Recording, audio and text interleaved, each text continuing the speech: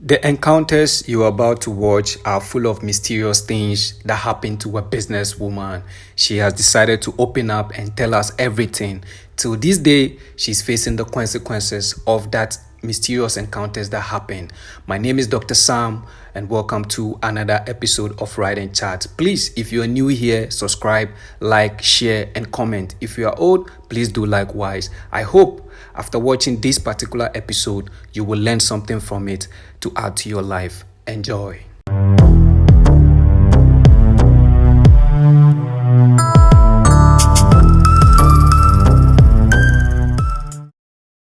Okay, so my first encounter was in Cape Coast. Yes, Cape Coast na medicine na mid because I wanna home. My family is there. My mommy feel so I wanna me me go school near there. Into Jesus no, I think say I was in JHS or so. Yes, so me went fear. And the baby my mom feel no. At the back of it is a cemetery. I wanna a cromonia almost cemetery no. And as at that time you know. There were no houses around. There were no houses around there. When you get to a house, in kind of a bush, a rura. It's not a young corner. See, I knew this lady and now yet tried to want to store. Yes, no, some call dear girl near there, but she wasn't my friend, but minimum because we buy things from her mother. See, one day, me will fear. My name is Mamete Hall. You feel na Obaho. That was the girl. Nti Obaye no, na me mommy bisa ne say ade ne mommy asoma na na because I say Ombaye hoda. And she was quiet. She was just shaking her head. Na mommy bisa say ade na waba ha say ne bisa na asem a onfien onkasa. Na o say oba behwe. So benye baby wa heart na na. Nti ye wono kra na kakra because why is she saying that? Ti mommy be saying that then why are sweating with fear? A person young bonwana, no, so no, on your few fear, like whether she has done something in the house and she's avoiding her mother or something. And she said no, on your few fear. No, mommy said okay. Nakasa didn't be fear until on cars why you fear. On them the minty on to me fear. No, so on your share. I want to start the rusu. No, down on the oracle. Yeah, friend, one back. Nti oba ni mun be 1 hour time. Na yet the day ba like the day fi ukromorba. Kofu soon where the day na but in some people can walk towards the cemetery.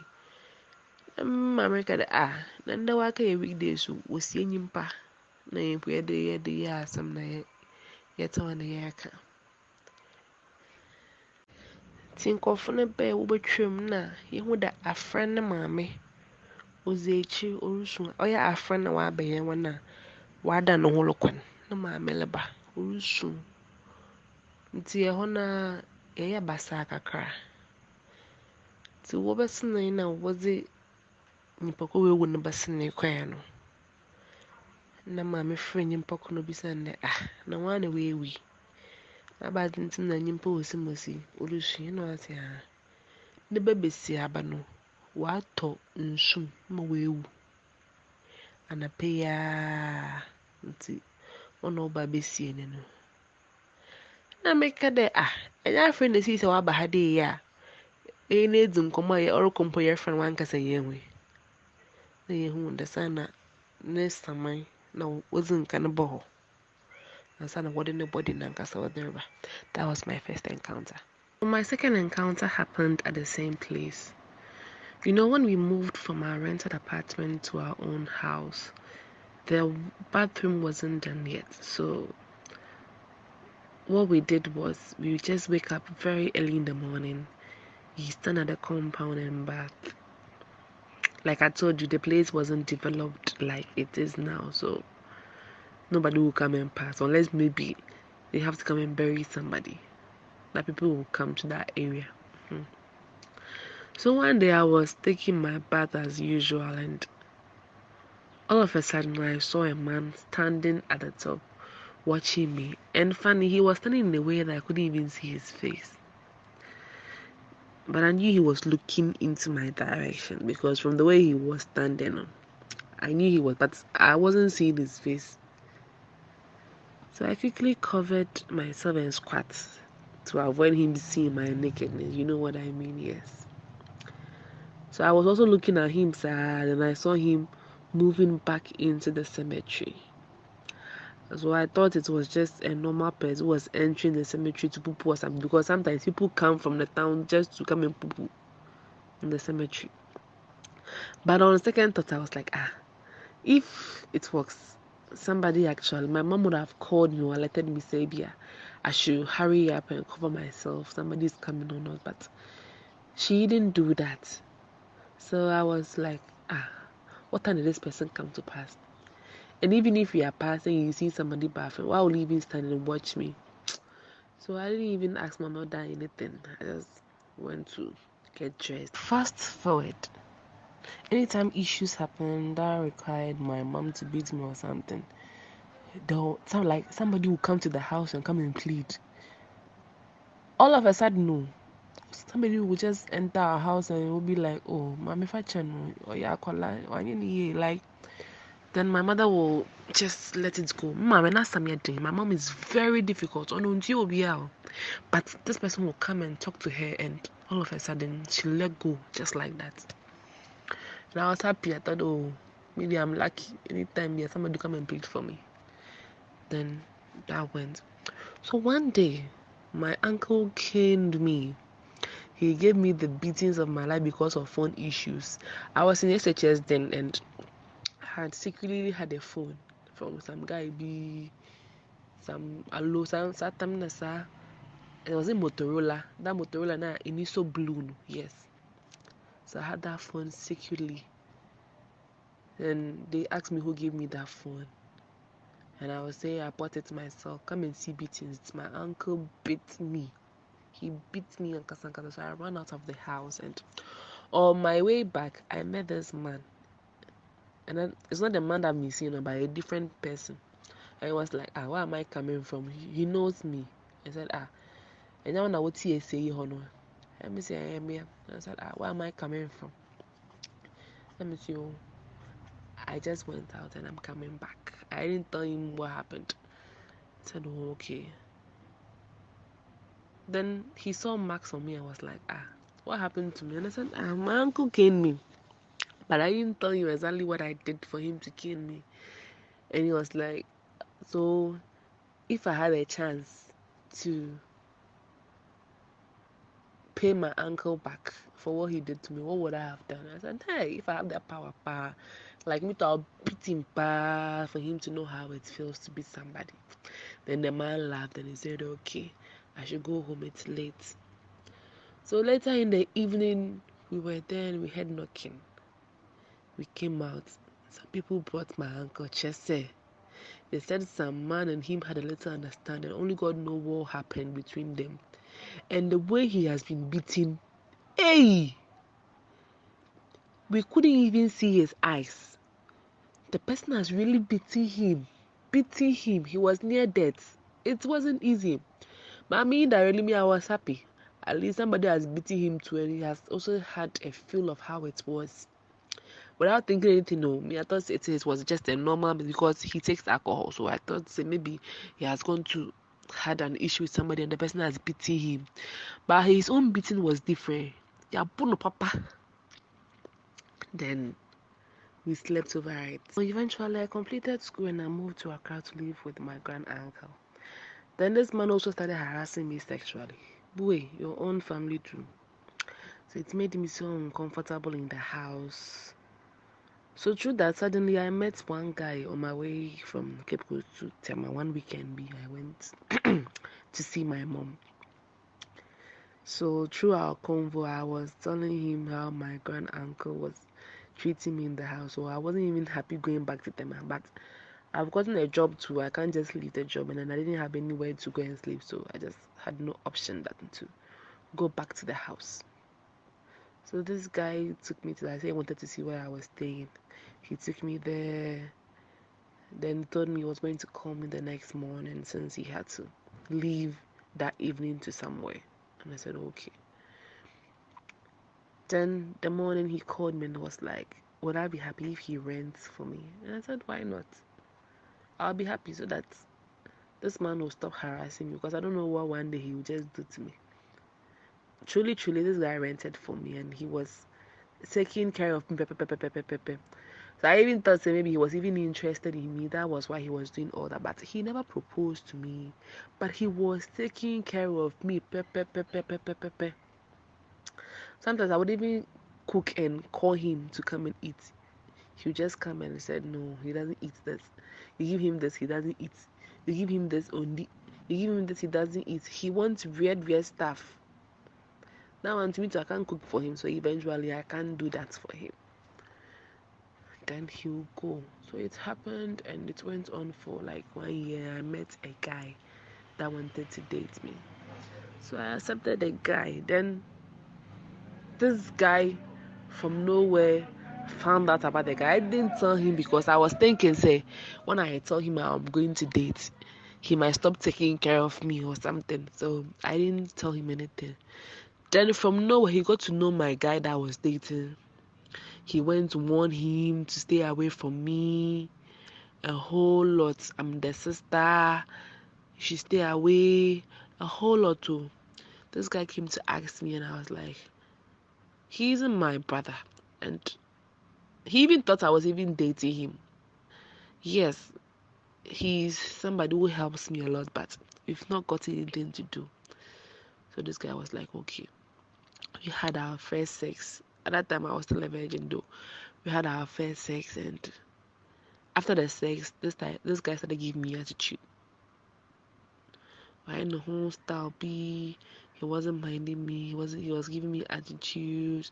I would stay in my room and cry and cry and cry and cry and cry and cry. One day I was there, no. He called me that he wants to break up. I said, okay, fine, he can go. So it was then I told my, how do I even call this guy? Then my caregiver. Yes, I told him that this happened. And he was like, so what will I do? And I said, I have nothing to do to him. But that guy, be and Kosomano. I just said it to. Like, he will regret doing this to me. Things will be bad for him. And funny enough, this guy is still suffering. I'll look for a chat with him and I'll send you. He's still suffering up till now. It was later that I got to know, say, the man that saw me bathing was a spirit and Wawarim was Sunsumu. So he was doing all that, my uncle saga, somebody coming to plead for me. He was doing that. You let me continue my story. So I left this guy and I moved to Accra to go and stay there. And then I've worked enough, I had enough money, and I started avoiding him, the man that was taking care of me, because I said no, was Shamiso. He was really invading into my privacy. I say, I don't know. You won't propose. You too, when I'm living my life, you two, you'll be there saying this and that. He was worrying me, so I just avoided him.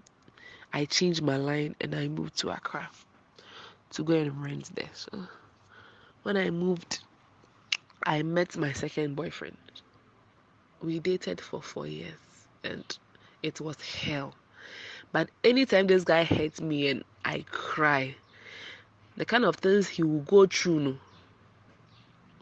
he will go through a lot until he apologizes to me. So it was like this. We break up, we come back again. We break up, we come back again. Because anytime it be breaking up, no, something serious will happen. Unless I forgive him before things become stable. Me, I thought it was my luck. I never thought, say, maybe yes, I don't know. So one day we went for prayer somewhere. Because the way things were going on for him, then this thing came to pass. the pastor called me aside and told me, say, this is what he has seen about me. I have spiritual marriage, and that spiritual husband is causing that my boyfriend is down for a whole lot. But he can't just tell the guy because they break up the bar. So I should just avail myself. Then he works on me. Then I can get my freedom. I mean, I didn't believe him though, but the relationship still went on. So it got to a time that this guy's attitude really sucked, so I had to just leave him. It was getting too much. I gathered the courage and I left him. Even though he came back begging me, I left him. So I left and I moved on. So when I moved on, I finally met my current husband. So we started dating. So one day, I decided to follow him to his church. So when I followed him to his church, I was there, the pastor called me and I came forward. When I came forward, he asked me who brought me and I pointed my husband. He was then my boyfriend. He was an instrumentalist in the church too. And then the pastor said, you are my son and I love you so much. I wouldn't allow you marry this girl. He said it's plain in the church because what is following her though is big and I don't want a situation that will affect you in your life. He told him, say, no, that was what the pastor said. So if I'm really interested in the guy there, I have to avail myself to the church so that they will help me because that was what he said. And after church, he called my boyfriend and he told him, say, he should stay away from me for some time. He shouldn't have sex with me. Like, he should stay away from me. He has to really deliver me from something. So he should stay away. It wasn't easy. I'll cry and cry and cry because I was thinking, because my boyfriend really listened to the pastor. He's like a spiritual father. And he has been so good to him. So he listened to him. I thought he was going to break up with me because he stopped coming to me. Even though we talk all right, but he was avoiding me with a whole lot of excuses and stuff. So I started going to the church because I really loved my husband, my then boyfriend. So I started going to church, and anytime there was a session, Charlie, the way that I went to the church, I wouldn't go back the same because I would end up with torn dress, my hair would be messed up, like after prayers I will feel body pains, like something really went on. And when I look at the videos, they take a live coverage of what happens in the church. When I go back home and I watch the Facebook live and I see what happened, I wouldn't believe that I was the one. The deliverance section was going on. I availed myself because I really needed help after the man explaining everything that was going through my life. Yes, indeed, I really needed help. I availed myself. So 3 months later, the man told me, say, that was my pastor told me, say, yes. Right now, dear, things are becoming better. The spiritual husband, so there's a chance for me to get married finally and be happy. So he gave me 3 months. That's our marriage will come on because he has seen, say, I truly love my boyfriend and the help that he also have to help so that we get married, he will do it. Then the 3 months came. Truly, I got pregnant before even the marriage. Then we got married. So Charlie, Thursday, this is my own true experience. true experience. There are so many things I haven't even said. What this spiritual husband did at my workplace, nobody dares offend me. You will suffer for it. I go to job for job. They will see me, no, they will just pick me. It's worked like juju.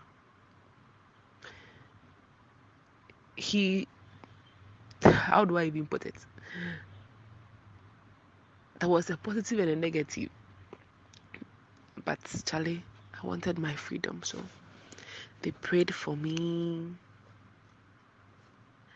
I got married, and ever since I got married, I've never encountered anything. My husband and I have lived peacefully. Before then, anytime I would sleep, I would dream of somebody having sex with me. It happened and happened and happened and happened. But after that section with my pastor, I've never encountered that. And even right now, going back to Cape Coast is very hard. It's very, very, very, very hard. I hardly go there because that so-called spirit that married me is a tree, and that tree is still there. So going there is very hard. Even though now things are not good like it used to, but the pastor told me I should expect it. It's what happened. But I need to be prayerful and keep praying. Things are bad. I remember I started my catering service. I had a shop that was operating a food joint. I invested so much in it and I lost everything just within a month of investing my whole life savings in it. Like, things became bazaar for me, which I know they are attacks, but God day. With the Tema encounter, the man that saw you picked you up, and then whatever you want, he was doing for you. After you got a boyfriend, and then the boyfriend broke your heart, did he come back into your life again? Not the boyfriend, but that man that was taking care of you. Did he come back into your life, or you just left and you didn't see him again? And then secondly, you said the spiritual marriage that you had started as a result of when you bat outside, and then that man saw you. What do you have to tell our ladies out there? Because there was a time I also spoke to this Uber driver during a conversation, and he told me sometimes he stands in front of our universities and cry because he sees a lot of ladies dressed these days half naked and stuff like that, and he feels these things sometimes attract spiritual marriage. What do you have to tell us about that? Ever since that day, I've not heard from him or seen him again in my life. I have never maintained encounter. I have not seen him again. Even during my relationship with that guy I told you, the one that I spent 4 years with him, it got to a time I was even looking for him. I was looking for traces about him. I couldn't find any. And my advice to my fellow women, I beg you people, spiritual marriage is real. It's very, very, very real. Please, let's try and cover ourselves. Look, as a young girl, I was young. I was a teenager then. I never had any intentions. We didn't have a bathhouse in our house, so I would just stand outside and bath. Look at what happened, what I've been through, the consequences of it. And I would advise the mothers, they should stop letting their children bath outside. Right now, the world, it's more of spirituality. And they be who be in the bar you are, say from 11 years, no jinabonti dry. They are all not good. It is not good. Let's try and avoid all these things. Spiritual marriage is real. It's very, very real. I mean, during our earlier briefing when we were having conversation before the shoot, we spoke about waist beads. Personally, I've heard a lot of mysterious things about waist beads. Even the physical side, I hear women wear it when they're young so that it gives them shape or hips or something like that. I've heard all those things, and I've also heard some women wear it for to charm men. I mean, and all those things. I've heard all those things. But you made mention that you had a friend that told you about her encounter, how she takes it to, I mean, somewhere, I think Abri or in the eastern region before she wears them and stuff like that. Can you take your time and walk us through that process? Yes, the waist beat. All I know about waist beat is, like you said, they put it on our waist just to give her shape and stuff. Yes, but I have this particular friend. Yes, she likes roaming. She likes roaming because she deals with these big men and stuff. She likes roaming. She came to tell me, say, there's this man at Abri. I've forgotten the place actually, but it's around Abri area. Yes, that man will just put the beads in a pot for some days. He will do some things on it, then she'll go for it. And whenever she has an affair with somebody, if the person